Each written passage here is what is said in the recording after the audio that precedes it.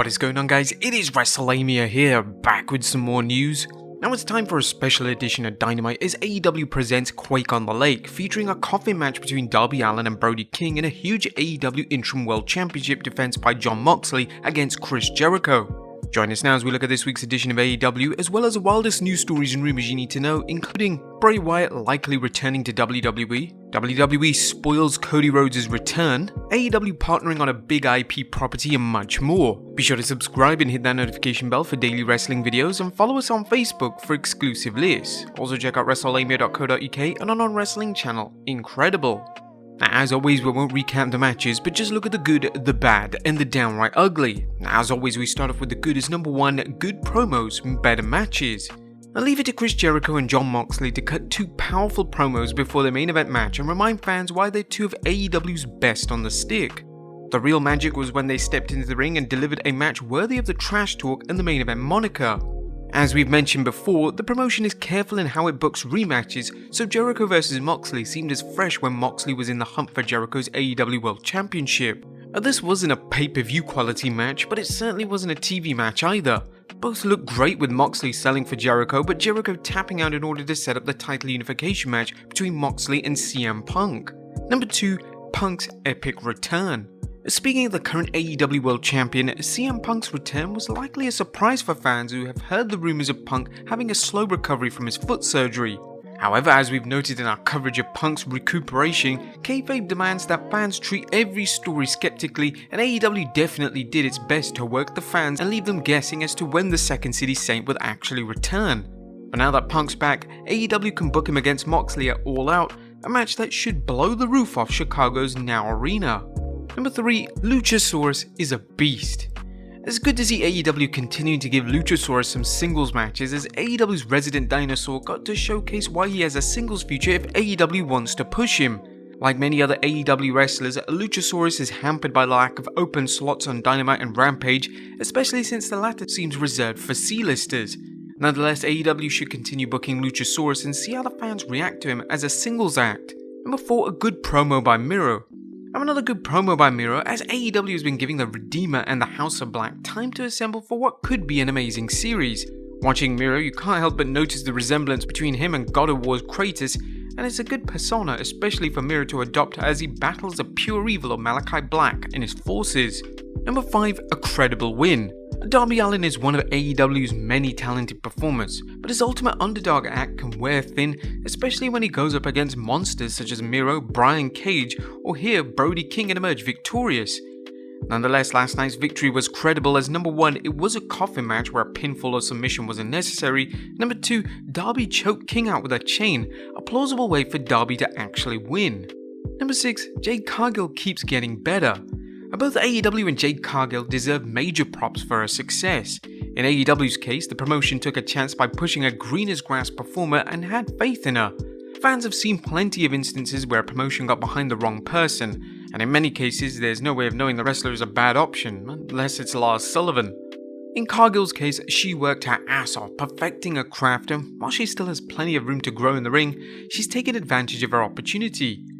Jade has the size and charisma as well as a gift of the gab that could make her a true main eventer if she can continue improving in the ring. And why should I care? Well, although Dynamite had some Rampage quality-esque, i.e. rubbish matches, you've got to give the devil his due and credit AEW for hyping these matches with videos and interviews, at least giving the fans an explanation of the stories driving the various battles.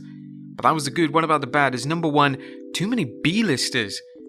Was this Dynamite or Rampage?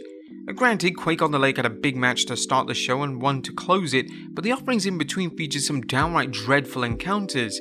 Luchasaurus vs Anthony Henry and Ricky Starks vs Aaron Solo, and some equally forgettable interviews, that being the Nightmare Factory and the Gun Club. Number 2, Wardlow stuck in the mid-card. Speaking of bad booking, why is Wardlow seemingly stuck in the mid-card with goofs like Sanjay Dutt, Jay Lethal and AEW's Wish version of Omos? It was painful enough watching Wardlow have to interact with smart Mark Sterling, but the Three Stooges aren't any better. AEW should be treating Wardlow like a crown jewel, but instead he's been treated like a clown. Number 3, why is Mark Henry on TV? Now, the AEW Galaxy must ask this every time Mark Henry makes an appearance. And without sounding like a Henry hater, we have yet to see a use for the world's strongest man. He's crummy on commentary, he's physically unable to wrestle, and he can't even conduct an interesting interview. AEW should look into getting likeness rights for the late great Mean Gene Okerlund if they can get a hologram or even a life-size cutout to hold the microphone. Well, there was nothing downright ugly on last night's episode of Dynamite Special, a show bookended by 2 strong matches and some interesting, if not always great segments in between. The main event match was implemented nearly perfectly with Mox emerging strong, and fans finally get the return of CM Punk. What do you guys think of Dynamite last night? Let us know in the comments down below. Now let's move on to the news.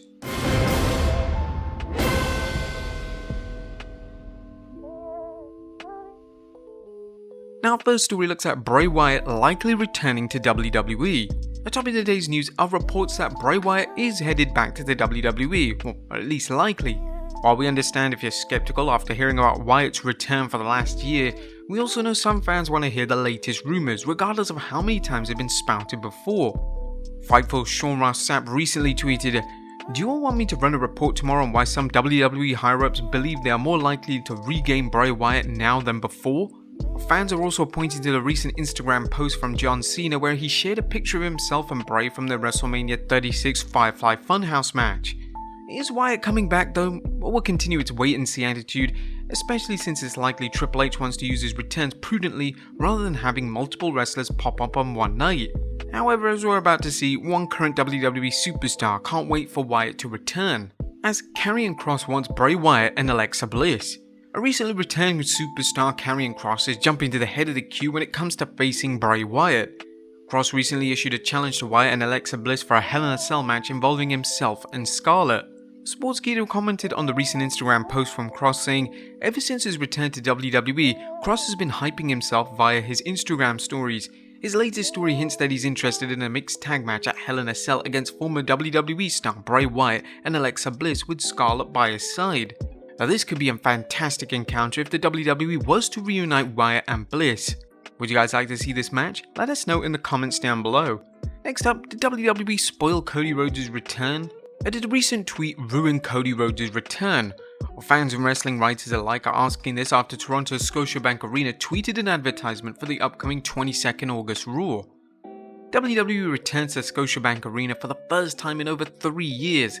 See Cody Rhodes vs Seth freaking Rollins on August 22nd.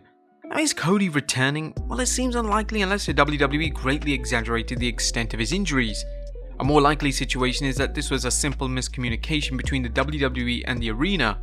Hopefully it was another sign of false advertising by the WWE, as we've documented instances of the WWE advertising main eventers that didn't even show up. And finally, AEW partnering on big IP property. And last but not least, AEW President Tony Khan recently spoke with TV Insider about the recent Shark Week co-promotion with his broadcast partner Warner Bros. Discovery and how successful things went. And now Khan says Warner Bros. Discovery has an even bigger crossover planned. Tony explained that this is a good sign of the corporation's faith in AEW because for such a hands-on, strong and respected management team to have identified AEW multiple times in their presentation is something that is important. Privately and in business, I'm seeing it like that on a daily basis. So what's next? While Khan was vague, it sounds like something big. Since the Shark Week integration was such a great success, we're working on another huge partnership that I'm very excited about in terms of creativity and a hugely prestigious IP that we're being trusted to partner with. I believe it's because we've shown we can do a good job with integrations and be easy and fun and collaborative and have a good audience that makes us good partners. And Tony remarked how AEW worked on a panel at Comic-Con with Warner's and feels the company is interested in continuing to work with it. While we don't want to read too much into Khan's comments, it's worth noting that there has been a strong speculation that the newly merged company may not be willing to raise the rights for airing AEW when their contract renews. There's even been murmurings that AEW might get a cut in its rates because Warner Bros. Discovery is cutting its budget in various areas. Hopefully Khan's take on things is accurate and that AEW is seen as an asset worth keeping and paying for. But there you have it folks, our look at this week's Dynamite as well as the wildest news stories and rumors you need to know. Be sure to leave your comments down below and I'll see you next time with some more wrestling content.